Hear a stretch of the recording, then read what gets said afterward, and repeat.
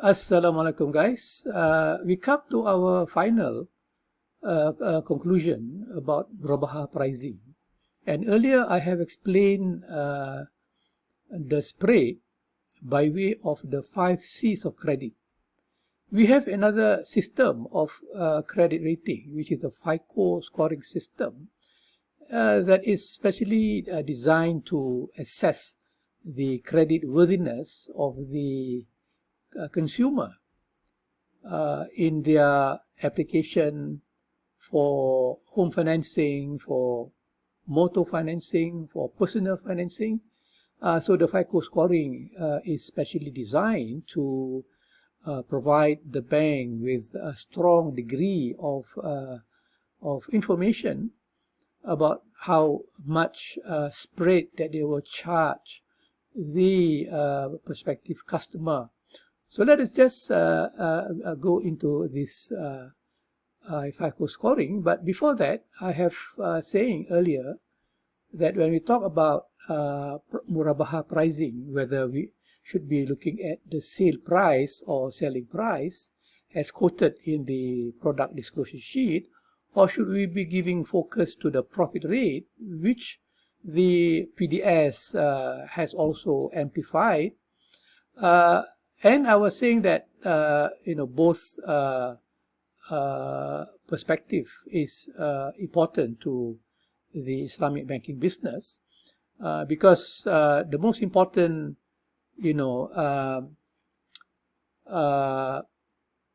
component of Islamic banking is the contract side, the contract of the product that the bank uses, in the banking operation. So whenever we talk about contract, we talk about Murabaha contract, Ijarah contract, Mudarabah contract, Tawruq contract. And therefore, when we look at those product from the contract side, from the akad side, then of course the pricing will refer to the sale price. That is the credit price, and that will be equal to the facility amount accorded by the bank plus the profit margin, and that profit margin is obtained from the facility amount multiplied by the profit rate multiplied by the tenure. And then when we look at the financing side of the product offering, then pricing will usually refer to the profit rate of the facility. Yeah, and the profit rate will normally determine the profit margin to be added on the facility amount to get the sale price or the selling price. But then if you look closer, the profit rate is the sum of the base rate or the interest rate set by the regulator and the spread, which is the additional profit, and that will be set by the commercial bank themselves, right? So how the commercial bank set the profit rate to represent the credit worthiness of the customer, which is the spread. So it is been determined by the credit rating or credit scoring system applied by the bank. So this can be the 5 C's of credit as well as the FICO system. And again, in IF, I have said earlier, when we look at the financing side, that the profit rate will be the parameter to focus on, and this has been quite overwhelmingly, investigated or discussed. For example, we talk about the benchmarking of the profit rate, right? Should the profit rate be based on interest rate? Then we talk about the use of the overnight policy rate, which is basically the interest rate, as a benchmark to set the profit rate. So again, in financing, the profit rate, is the center of attention and not the selling price. And then we can see the relationship between the OPR and the profit rate. So higher OPR, higher profit rate, lower OPR, and lower profit rate. Also, we can see the collateral or the guarantors component that will influence the profit rate. So more collateral, less danger to the bank, and therefore lower profit rate, and vice versa.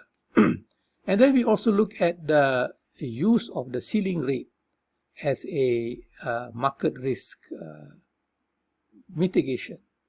So we talk about ceiling profit rate versus effective profit rate. So profit rate, has become the center of attention when we are looking at the financing side of the Murabaha, and that's why we will go on to further, look into this this pricing, Murabaha pricing.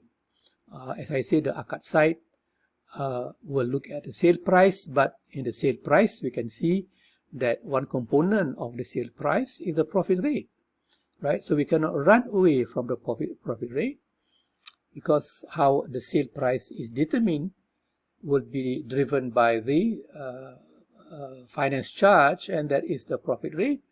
And then, as I said, the finance side, the financing side of the product offering would be using the profit rate as the pricing mechanism. And we know that the profit rate is the sum of the base rate and the spread. So we can further go into investigating how the spread is determined. So earlier we were looking at the 5 C's of credit.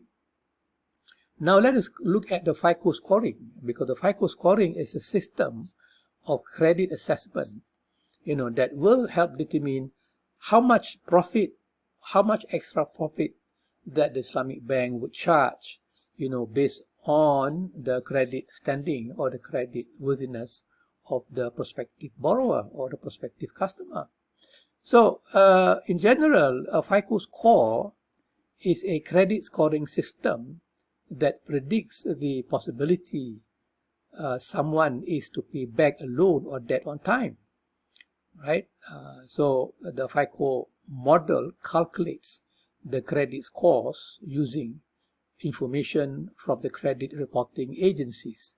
So the higher the score, the lower is the interest rate, and vice versa. So the higher the score, the better the credit standing of the prospective borrower or customer, and therefore the lower interest rate that will be charged to the candidate.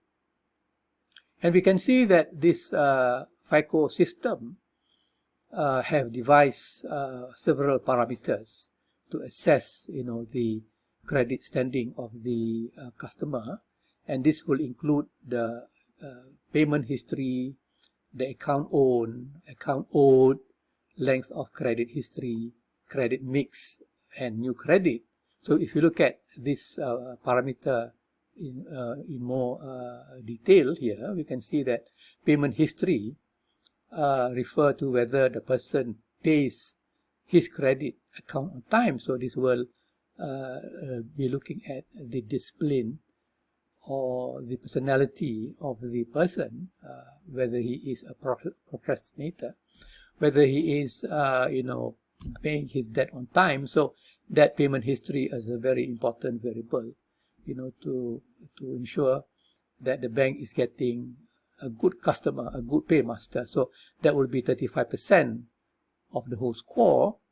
Account hold will be account owed, refer to the amount of money the person owns. So basically we want to see how much loan that this person has been taking from banks, right? It can be personal loan, it can be housing loan, it can be credit card, it can be vehicle loan. So, the more loans that a person carry, then the more the greater the danger to the bank, because there is a possibility that the person would not be able to pay the loan all in one time. So 30% has been accorded to the account owed, and then we got the length of the credit history, which is 15%. So generally, the longer a person has had credit, the better is his or her score. right? It shows she is able to pay off her debt. So the credit history is a very important indicator of the ability of this person in fulfilling her debt obligation, because the longer the credit history, meaning that the person is able to pay off his debt, right? Meaning that if the credit history is short, then it can imply that there is a default and the person is not able to get new loans. And so that length of credit history is a very important component in assessing the credit standing of the borrowing. So that will be 15%. And then the credit mix of 10%. Again, this will be looking at the kind of loan that the person is currently carrying. Housing loan, personal loan, credit card loan, all of that do matter to the bank, and that will be 10%.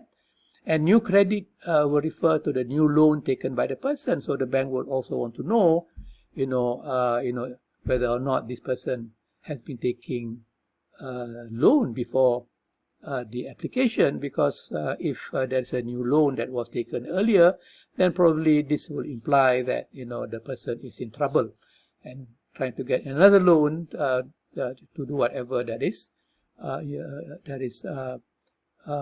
useful to the prospective borrower. So we can see here that based on the scoring, we can see that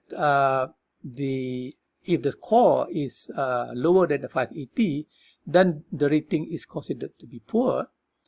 And if the score is above 800, then the rating is exceptional, well above average, and demonstrate to the lenders that you are an exceptional borrower. So if the FICO scoring is less than 580, well below average, demonstrate to lenders that you are a risky borrower. So in a sense that the prospective customer must be able to do their best, to preserve their scoring so that it will not go below 580, and trying to get as much as scoring, and to reach 800, because at 800, then we will say he or she will be able to get approval of the loan application. And then we can see here that, if the FICO scoring is very high, 760 to 850, then the interest rate will be at 5.7%. And then, for example, monthly payment will be $1,746. However, if the FICO scoring is low at 500 over here, then the interest rate will be very much higher, at 10%. And then he or she will be paying a lot more. Here, for example, 2,676. So just by looking at your credit scoring, the amount of payment that you will be making will be much different. So it is very important to ensure that your credit scoring is properly maintained, so that you will pay the least possible payment, compared if you are in the low scoring, where you have to pay a lot more, but based on the similar amount of facility. Okay guys, thank you very much. I see you again. Assalamualaikum warahmatullahi.